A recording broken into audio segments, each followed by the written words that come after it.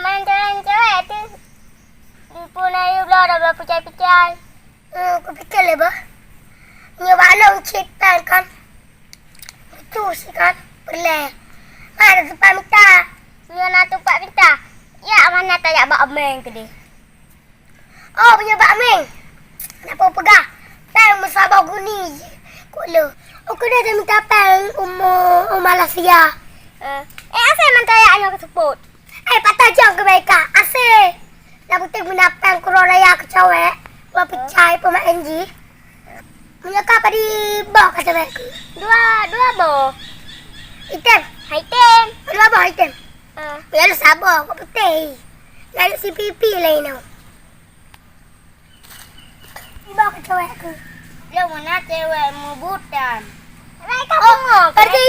Perti jika kerja mula. Kaki banget lah cewek. Merang kari je lah, sampai hitam. Biar lepas ulang cewek lepas tu kan lalu asal mesti aku. Belakang kan. Jika ada itu kak kadang kak kan. Oh kerteng. Jika kau punya kadang. Hai, kadang cewek jika kadang ke harta. Jika cewek tak pandangan harta. Kau anak mesti. Oi. Ika Jawa dah. Kau tak ada apa ni? Mana kau kawan tu? Kau betul bukan Jawa? Cewek tak pun anak cewek sebut. Ya buat kadang nak cewek kadang tinggal tu kadang. Dia pun kok le je cewek. Malai bonnya. Cila hitam mai tuang. Kau kari je lah, sampai hitam kan. Dia tak kita men cewek lang nak di mana tahu kan? Kau pandangan mak mesti pandangan mak. Dalam cewek ah. Kau mesti pandangan mak hitam. Dia ni hitam jadi uji dia. Dia kalau cewek upandang kami tai deh. Oh, Mia kalau cewek kan. Ada Ino nak ajak berjalan. Dek, nombor HP dek. Lagi lagi. Cewek. Kadang cewek di mananya lah. Boleh mana? Kami datang.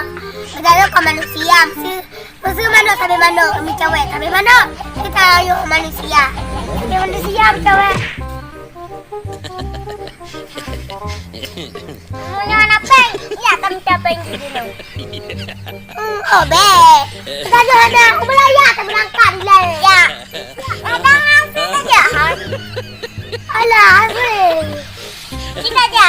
Kita jadi yang dapat. Oh, hai, aku belayar tahu dapat kita jarak belang dah pokok.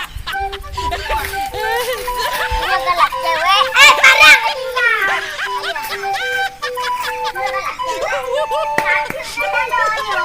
Oh, punya galak cewek.